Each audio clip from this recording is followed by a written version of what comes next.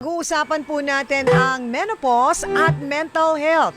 At para po tulungan tayo, ay mga kasama po natin ang Chief Psychologist ng Mind Care Center, Perpetual Health Medical Center at Healthcare Asia for Health and Wellness Awardee na pumunta pa ho ng live na live dito sa aming studio. Kaya naman po palakpakan natin si Prof. Yeng Gatchalian. Profi, magandang hapon po. Magandang hapon sa amin, magandang hapon sa mga nanonood at nakikinig. Naku, una sa lahat, maraming salamat po sa pagbisita, Prof. Alam naming malayo ang Las Piñas, South pa yun. At kami nandito sa North. Thank you po ha, we appreciate it. Naku kami rin, nagpapasalamat kami kasi inimbitahan nyo kami dito. Oo, at naku, napakadaming dala ni Prof na meriendang masarap. Pero magiging masarap din po ang ating kwentuhan dahil marami po ang interesado talaga dito. Yung kahalagahan ng pakikipag-usap or yung talaga, dati kasi tabu ito eh. Ayaw na pinag-uusapan, ayaw na inaalam, ayaw din na pinaghahandaan dahil nahihiya, natatakot, or parang ito'y senyales ng katapusan na ng silbi ng isang babae. Gaano ba kahalaga na pinag-uusapan ang mental health, Profi? At ang menopause? Ang napakahalaga nito kasi yung menopause, hindi lang siya basta estrogen o hormonal issue. Malaki ang epekto nito sa mental health natin. Yung mood natin, pati yung nararamdaman sa katawan natin, nakaka-apekto rin yun sa mood natin mismo. So kung hindi ito mapapag-usapan, pwedeng ma-misinterpret ng mga mahal natin sa buhay. Sasabihin, sumpungin ka lang. It ka araw-araw, lagi kang galit. Correct. Tapos kapag binalikan ka nila, nag-retaliate sila sa kasungitan mo, edi lalo nagkakaroon ng conflict. Kaya mahalaga talaga na maintindihan ng mga kasama natin sa buhay kung ano yung pinagdadaanan ng mga kaedad natin. Diba? Oo, ng mga nasa menopause at perimenopause. Siguro magandang mapaliwanag din natin kasi nung una yan na na-experience ko, siguro mga 5 years ago, which was during pandemic, doon ko inisip, ano ba itong nararamdaman ko? Bakit parang galit ako? Tapos minsan, maya-maya, maiiyak ako. Tapos hindi ko na alam yung pala nagpe-perimenopause na ako. Ang perimenopause ay ano po, Doc? Actually, ang perimenopause, parang ito yung in preparation dun sa transition to menopausal period. Pag sinabing perimenopause, meron ka pang menstruation every week, every month, pero nagsisimula na yung mga simptomas nito, katulad ng hot flashes. Oo. Eh, di ba ang hot flashes, grabe, yung mga init-init na mukha mo hanggang leeg mo, tapos nagiging sumpungin ka kasi napakatindi ng discomfort. Yes. Diba? So pag nangyari yun, itong mga bagay na to may kinalaman sa estrogen natin. So pag nangyayari yung mga behavioral manifestations na yan, akala nila nung iba nag-iinarte ka lang, naiinitan ka, di ba? O di kaya sabihin nila nagiging nagger ka. Pero dahil sobra yung discomfort sa mismong body system mo, lumalabas yun sa behavior. Kaya meron itong physiological at psychological effect. Magkarugtong talaga yun siyang amin. Oh, magkasama pala sila. Naku, sabi dun sa ating live sa TikTok, sabi ni Iris Jerez, hala, ganyan ako. Yun nga, hindi na pag-uusapan talaga. Yung mga nararamdaman mo na paunti-unti nang nagbabago sa katawan mo na nakakaapekto din ito, yung hormonal changes sa mood mo, sa anxiety mo, at yung overall emotional well-being. Nabanggit ko yung merong time talaga na hindi naman akong may birthday sa Showtime, iba yung may birthday, iba yung nagsiselebrate. Pero yung konting message, ako yung naiiyak. Bakit ganon, Doc? Profi? Minsan may kinalaman din yung mismong personalidad natin. At siyang masyado kang compassionate person di ba? So minsan natural yung pagiging nakaka-relate ka sa mga mensaheng yon. Pero kung kasama yung mga simptomas ng menopause doon, namamagnify niya. Kumbaga mas tumitindi yung empathy natin sa ibang tao. Kaya minsan madali tayong maapektuhan ng mga nangyayari sa paligid natin. Ang pag may menopause kasi, kasama dyan yung estrogen, yung hormonal issues natin. Yung hormones natin, bumababa. Sabi nung OB-GYN, syempre hindi ako OB-GYN. But from the research, ang sinasabi kasi dyan, pag bumaba, nag-decrease yung level ng estrogen. Sumasama sa pag-decrease yung magagandang hormones natin. Na may kinalaman sa mood, katulad ng dopamine, serotonin. Ayun yung mga nagbibigay ng pleasure So kapag nag-decrease yon, nagiging prone tayo sa lungkot, sa anxiety, madali tayong mag-alala, Ganon yung ano. Pero ang kailangan din natin maintindihan, hindi lahat nagkakaroon ng behavioral manifestations. Oo. At kailangan din maintindihan ng lahat na ito ay hindi pwedeng hindi daanan ng lahat ng babae. So ito ang katotohanan dito, Profi, ay lahat ng babae dadaan dito. Correct. Walang mai-excuse, walang hindi dadaan, so lahat ay dadaan. So dahil hindi nga sabi niya parang nababaliw yung nanay ko, hindi makatulog, overthinker, yung pala menopause na. Yung pagiging overthinker at yung anxiety, symptoms din yan ng menopause. Yes, ang ibang nagkakaroon ng anxiety, depression, yung iba Amerika, naman madaming kaso ng ganyan ngayon. oo, kasi siya minsan bumabagsak yung self-esteem natin kasi may mga physical changes eh. Pag nagme-menopause ka, yung buhok mo nagsisin. Diba? Tapos Oo, yung katawan numinipis. mo. Oo, buti kung yung katawan ng numinipis, Profi. Hindi yung buhok, ayaw natin yun. Luminipis ang buhok, Oo, lumalaki katawan, yes, di ba? Oo. At dahil doon, yung self-esteem natin ay bumababa. Mm. So pag bumaba ang self-esteem mo, kasama na rin yung mood mo doon. Kaya Yeah. minsan nagiging mas masungit ka. Mm-mm. Tingin mo sa sarili mo, ang pangit-pangit mo, ganyan.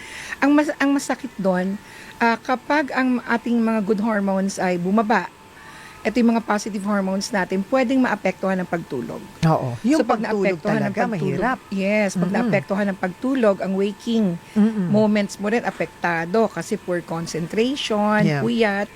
Ang dami, cycle talaga siya eh. Yeah. At kailangan ay talagang parang di mo alam kung paano aaralin, saan ka mag-uumpisa kasi may kalaban kang anxiety, tapos yung pakiramdam mo na parang nadidepress ka, tapos mamaya yung hormones mo, may cortisol pa. Ano yung cortisol naman, Profi? Ang cortisol, stress hormone yan. Stress hormone. Yes. Okay. Ito, Chang Ami, ang cortisol, kalaban natin yan eh. Yan ang nagpapapangit sa atin. Oh. At saka 'di ba ang cortisol dahil chemical yan, ang unang tinatamaan niya puso. Okay. Kaya 'di ba kapag stress ka, laging nakaano tayo sa puso natin, ang sakit Parang ng ang dibdib sakit ng ko. dibdib. Oo, hindi so ako yung- makahinga. Correct. Nahihirapan Yung iba ako. pupunta sa Oo. cardiologist, magpapacheck up sila. Yung pala negative, cortisol yon. Kaya nga ang biro ko lagi, kapag nasa-stress ka, sabihin mo, marami akong cortisol na dala-dala ngayon. Di ba? Instead of saying you're stressed. Yeah. Isa Yun. pang sinasabi ng mga netizens at si Lynn, T758, kaya lang sobrang init ng feeling kaya umaatake migraine. May migraine din. That's part of isa sa mga symptoms din po yan, di po ba? O, kasi karugtong niya, kapag masyadong mainit at may migraine ka, pwede talagang matrigger yung attack ng migraine. Pero hindi yung menopause ang nagkukause ng migraine. Kundi yung discomfort na pwedeng Nangyayari sa loob ng nangyayari. body mo. Kaya cycle yung effect talaga Yeah. niya. Hanggang kailan po ba yung menopause? Ay, nako. Yung Ay. sinasabi nga nila, forever na. Forever Minsan siya. yan eh. Actually, sad to say, yun din ang sinabi sa akin ng doktor ko. Kaya sabi niya, kailangan aralin mong mabuti, unawain mo yung katawan mo, Yes. alamin mo kung ano yung nangyayari sa katawan mo because it's the remaining 30 years of your life. Right. So, kung ano ba, ang tanong sa akin nga ng OB ko, gusto mo ba, Ami, miserable yung natitirang 30 years ng buhay mo or aayusin mo siya in a way na i-embrace mo siya talaga at aalamin kung ano yung mga dapat mong malaman. Awareness is very important, Profi. Yes, kasi Chang Ami, ito, bukod sa physical natin, tandaan din natin, ito yung stage na tinatawag na sandwich stage. Sandwich. Okay Bakit po. sandwich? Nag-aalaga ka ng anak, nag-aalaga ka ng magulang. Tumatanda ang magulang mo, nagkakasakit sila, inaalala mo, responsibilidad mo. Tapos yung mga anak mo rin, kung may asawa at anak ka, lumalaki rin. Tapos yung responsibility mo sa buhay mo. Tapos eto, nagme-menopause ka pa, di ba? Kaya mahirap talaga tong stage na to. At ito rin yung pinakamahabang stage ng buhay ng isang tao. Ang tawag dito ay late adulthood, no? So middle and late adulthood. Pero ang perimenopause kasi nagsa-start yan mga 40s. Pwedeng early, mga late 30s or mid 30s yung iba daw. Yung Tapos iba. yung iba can be 40 plus. Yun yung perimenopause, Yes. which is the either 5 to 7 or 5 to 10 years before the said menopause. Pag sinabi pong menopause, ito yung isang taon na kayong hindi nagkaka-period. Correct. Tapos meron ding post-menopause. Ito naman tanong ng ating netizens din, si Chai Shop 16. Bakit po, Ma'am Ami, yung stress ko, masarap kumain at konting inis ko sa food ko dinadaan. Ano po ba daw yun? Naapektuhan na yung pag-iisip, syempre, na yung stress dinadaan sa kain. Ito yung mga typical na nangyayari sa mga tao na sa stress. So, ang tatandaan natin, ang stress kasi whether nagme-menopause ka o hindi, halos pare-pareho sila ng simptomas. Yung akala mo, malungkot ka. Tawag na iba depression, pa actually distress or loneliness yun, no? At kadalasan, pag nasa-stress tayo, mahanap tayo ng comfort. Ito na yung pagkain. Yeah. Ngayon, Ganyan din ako at one point. Oo, kaya lalo kang lalaki. Lalaki, diba? oo. Ngayon, kapag nagme-menopause ka na, nandun ka sa period na yun, kasama pa yung distress sa katawan mo, responsibilities mo sa buhay mo, yung pagkain ang pinaka-comfort mo ngayon. Ang masakit doon, hindi lang kasi yung dami ng kinakain siyang, kundi pati yung quality ng food. Quality. Diba? Dahil nga paraging instant na lahat ngayon. Yes. Oo. Diba? So, totoo ba daw, Profi, na mas mataas ang risk ng depression sa menopause stage? At bakit po? Yes, kasi yung decrease ng estrogen can also cause decrease of positive hormones that we have, katulad ng dopamine. Yung nabanggit mo kanina. Yung mga binanggit ko kanina. Kaya nagkakaroon ng, sabihin na nating, na-exacerbate niya yung tendencies na magkaroon ka ng depression. Pero hindi naman lahat nagkakaroon ng depression.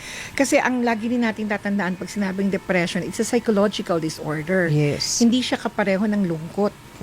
No? Pag nalulungkot, yan, epekto yan minsan ng menopause. Pero kung depression, kapag nagkaroon na ng problema sa functionality mo, yan, kapag hindi ka na nakakatulog ng ilang oras, ilang ilang linggo, ilang araw, siguro, no? Yun, pwedeng depression na siya. Pero kailangan pa rin talaga ng doktor, ng psychologist o ng psychiatrist to tell you that. Eto, nabanggit mo to kanina yung naglalagas ng hair. Sabi niya, Ma'am Ami, tanong ko lang, ba't lagi po akong natatanggalan ng hair pag nagsusuklay ako? Maraming, ang dami daw niya.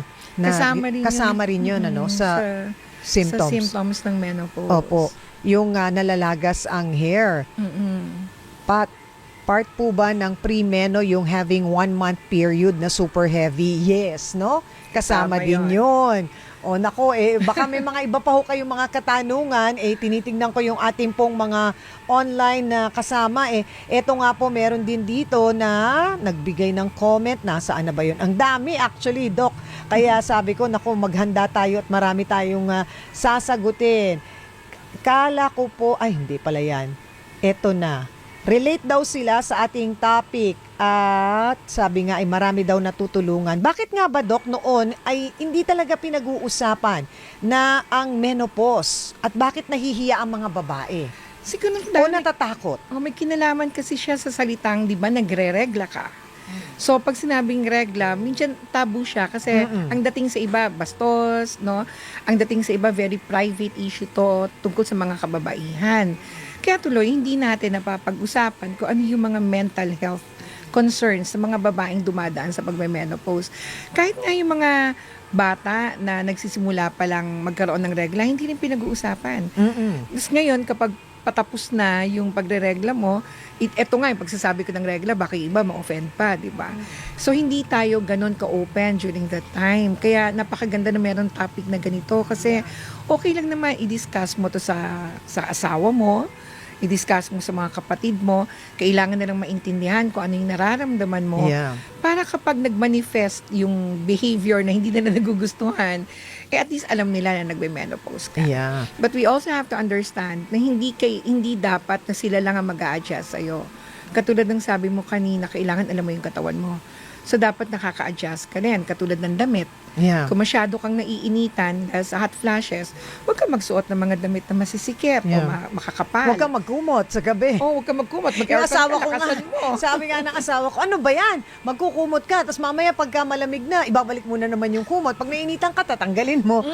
Ganon, di ba? Oo, kasi ang hot flashes, akala nila mukha lang. Ay, ako po sa legs. Sa legs. Sa legs yung iba dyan. Sa legs yung sa akin. Tapos nangyayari siya sa madaling araw, mga 1:00, 2:00. Yan, para siyang umaakyat na mainit mula sa talampakan pataas. Di tatanggalin ko yung kumot. Maya-maya naman, wala pang 10 minutes, Profi. Giniginaw naman ako. Yes. Diba? Kasama yan. Ang hirap din talaga intindihin. Sabi tuloy ni Jopay na Nation Vlogs, akala ko din nga, Chang, yung nanay ko sinasapian na ng bad spirit. Pala dahil sa menopause. Kaya mahalaga din po na alam natin kung ano yung pinagdadaanan ni nanay at alam din natin kung paano sila suportahan. O, Profi, napakadaming tanong. Isa na dito ay yung katanungan na nakakatakot ba ang menopause at paano daw ito haharapin? Etong pag-uusap natin ngayon, isang paraan ito para mapaghandaan nila yung pagdating nitong menopause period na ito, no, yung ating perimenopause. Nakakatakot kung hindi mo alam.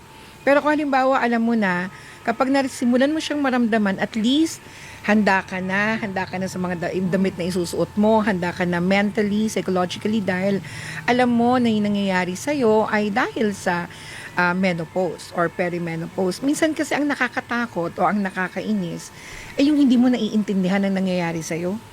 Kumbaga, ano ba to? Ba't ba napakamainitin ang ulo ko?